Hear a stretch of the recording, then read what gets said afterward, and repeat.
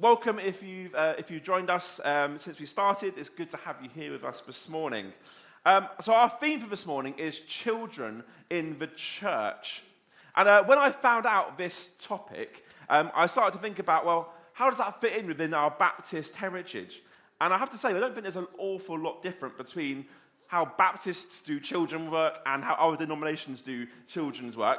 But it's certainly true to say that people's views of children in church has changed as society has evolved. I can imagine a time when children would have to be expected to sit still for 45 minutes listening to a sermon. You'll be very grateful that's not going to happen this morning. I certainly don't expect you to sit still and listen to. So if you need to fidget, get up, move around, feel free to do that. So yeah, thankfully we have a more inclusive and accepting approach over the years. But the Baptist community has always seen a child as a gift to the parents and to us as the church. And the outworking of that is often seen in dedications. The chance for us as a church family to commit to the nurture of this child or a child and the family. We become like their surrogate parents. And that's certainly been true of my experience here growing up at Bessels Green. But just a bit of background on Sunday schools, which I found interesting. You might not find it interesting, but I found it interesting. Does anyone know when the Sunday school movement started in the UK? 1868. Wait. Did something? No. Go back.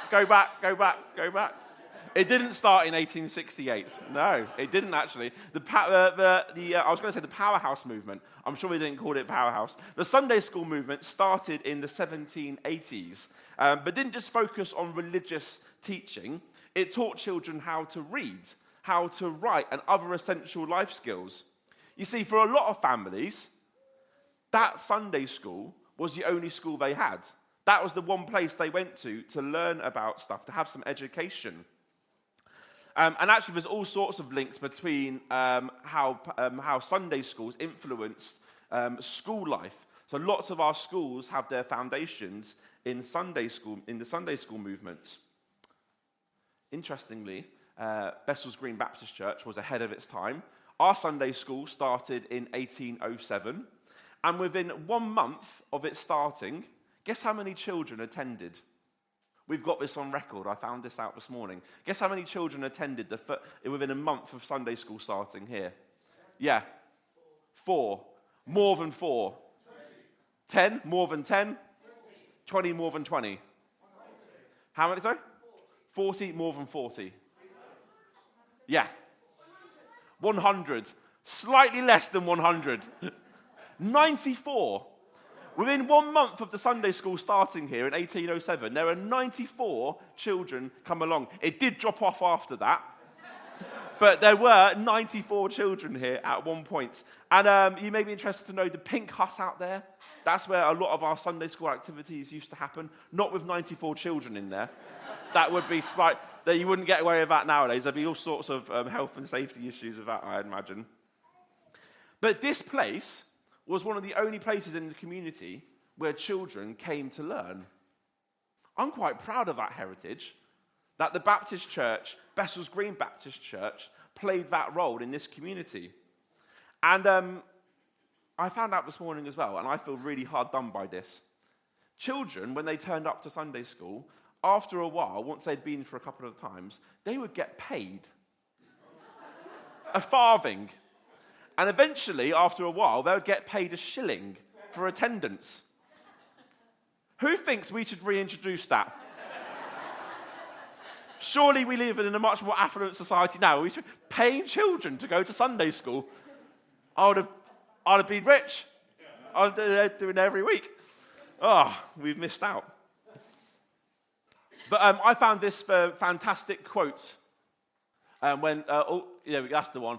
When looking through some Baptist articles, and this is from a Baptist article in 1915, talking about a period slightly earlier. So by 1868, it was possible to claim that the Sunday school movement had been by far the most efficient instrument for excavating a portion of the heathen population from the general mass of ignorance and depravity. I think I think that should be our new Powerhouse tagline. Come along and be saved from depravity and ignorance. Or actually, you're probably more likely to join it if you come to Powerhouse. Right.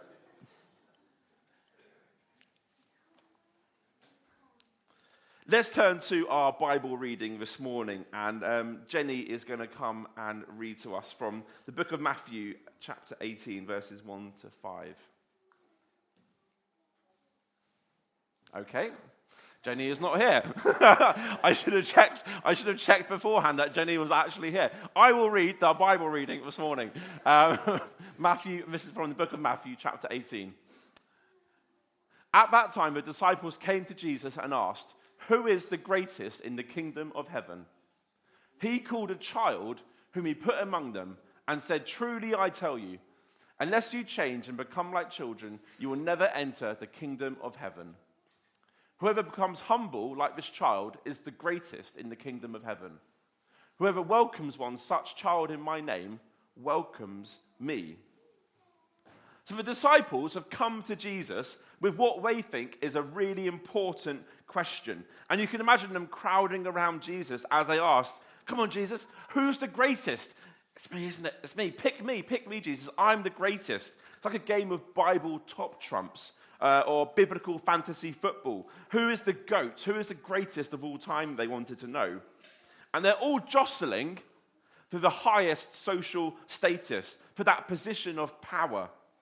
Because what was true back then is true today. Our social status matters to us. See, in Jesus' time, when you were invited over for dinner, you would long to sit at the coveted highest place, which was the far left corner of a U-shaped table, maybe a bit like this one we see here.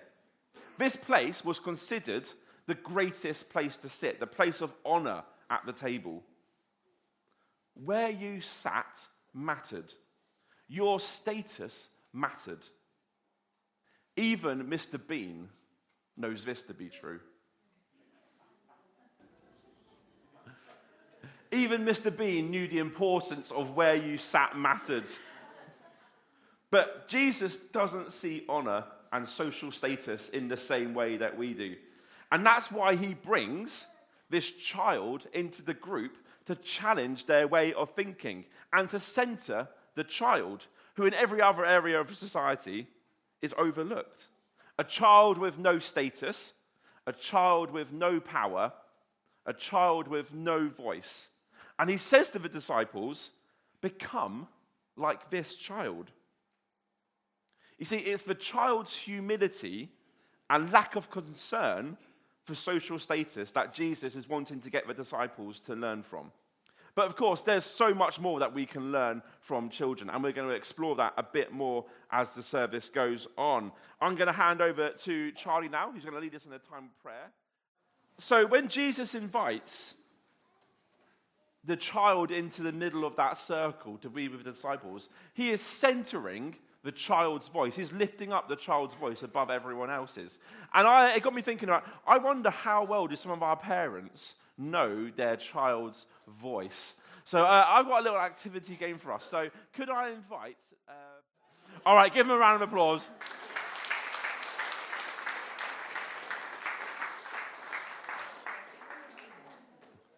Thank you for taking part in that. From our house, where we live in East Peckham, just outside Tunbridge, and from our house, you can be at the park in just a 5-minute short walk through the village. It's a lovely little walk through the village, and you can be at the park in 5 minutes. Unless you have a Harry with you, or any other toddler, actually. Last week, we were on our way to the park on Monday morning, and Harry just had to cross the road to go and see the porcelain pig that is in the butcher's window. And he stood there looking at it in awe and wonder for quite a few minutes. And then Steve the butcher came out to say hello to Harry, like he always does. So Harry went in and chatted to Steve the butcher. And then we carried on our walk. And we saw Debbie, one of our child-minding friends, and he had some kids with him. So Harry stopped to chat to her for about 10 minutes. And then we went to the co-op for no apparent reason, just because he wanted to go in there. And eventually, about 30 minutes later, we made it to the park. And by the time we got to the park, he no longer wanted to go to the park. This is the sort of thing, and Susie would probably say it still does, but this is the sort of thing that really, really would wind me up. Really would wind me up. What an inefficient waste of time. But now I just try to surrender to it, to go with it, to get onto Harry's schedule. I wish that I could see the world in the same way that he does, full of awe and wonder around every turn. 15 minutes lost just looking at a porcelain pig in wonder. Children have a real ability to just be present to the moment, to not be thinking about what's coming up next, to not be thinking about what's happened in the past. They're just there in that moment.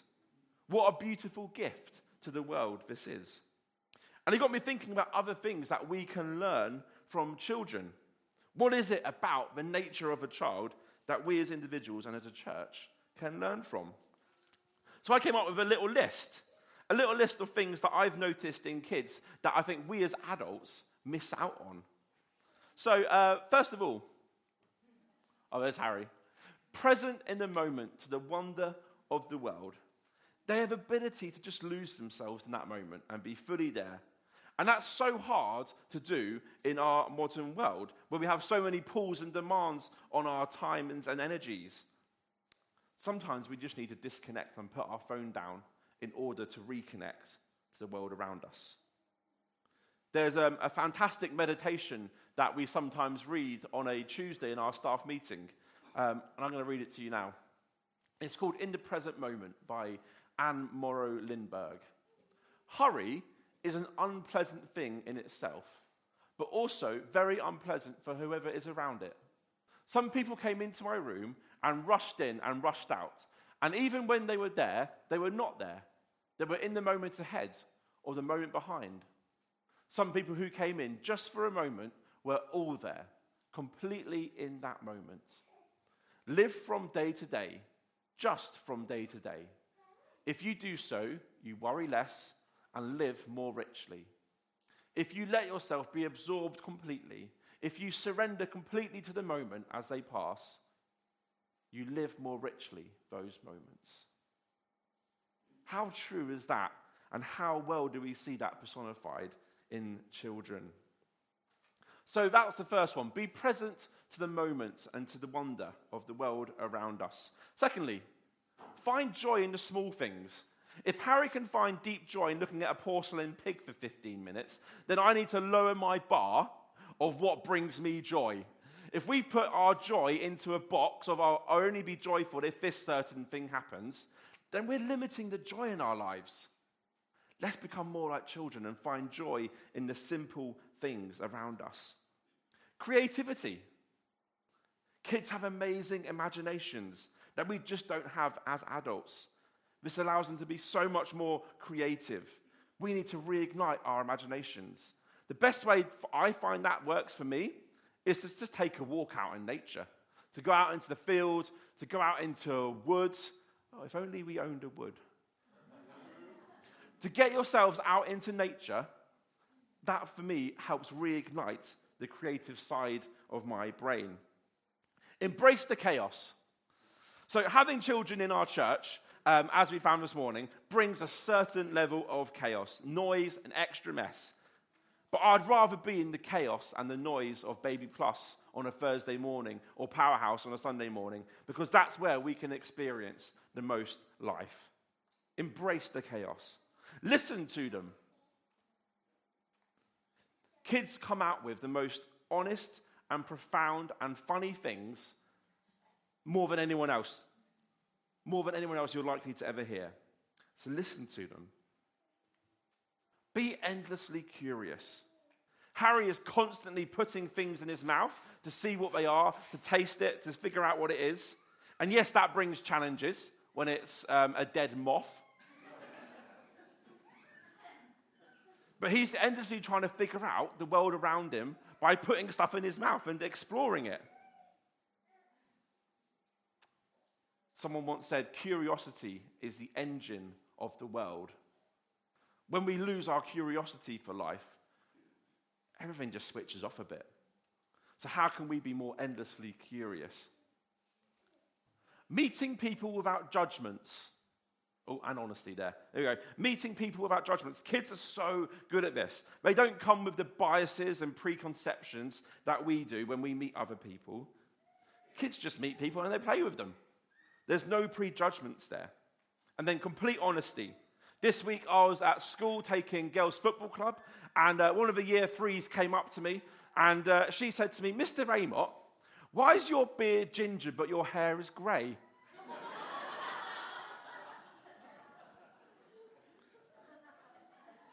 Kids will give you complete honesty even when you really, really don't want it. Or unless they're trying to get out of being blamed for hitting their sister or something. That's when they might not be so honest. So these are not just gifts for our own personal journey, but for us as a church community too. And I guess my challenge and my thought for us this morning is, how can we embrace more of these in our lives? And I think this is what Jesus is pointing us towards when he centers that little child, when he brings the child into the circle and says to the disciples, learn from what it's like to be this child. Which of these do we want to focus on more in our week? Do we want to find more moments where we can disconnect, where we can put our phones down, where we can shut our emails off and be present to the moment in front of us? Do we need to get back out into nature to reignite that creative part of our brain? Maybe just pick one of these things off the list for this week and do something that will move you a bit closer to it. Because when Jesus centers the voice of the child, we should listen to that. We should take that seriously as a church. There's so much to learn from kids. You just have to spend a few moments with a kid and you'll learn something new. And in Jesus centering this child, he is bringing the attention of the disciples to what they need to be learning, to the importance of it, to not switching off from it. We should always be learning, always be endlessly curious, because that is how the world ticks over. And that is what I believe Jesus is trying to teach us in this passage in Matthew.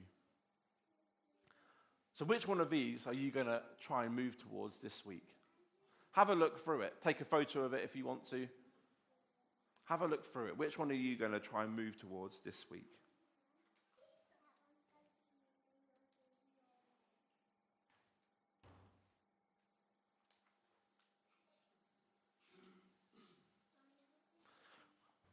We're going to close in prayer, and I'm going to invite the musicians to come and join us as well. Lord God, I thank you that in this passage in Matthew, we see you bring the child into the center. We see you lift up and say, look at them. Can we be more like them? Can we disregard our need for social status and power? Can we be more present to the moments around us? So Lord, help us this week to think about one of these ideas and help us draw closer to it with your help. Lord, may we this week become more like children. May we be less concerned with power and status, but more concerned about how we can bring your kingdom to the world around us. Amen.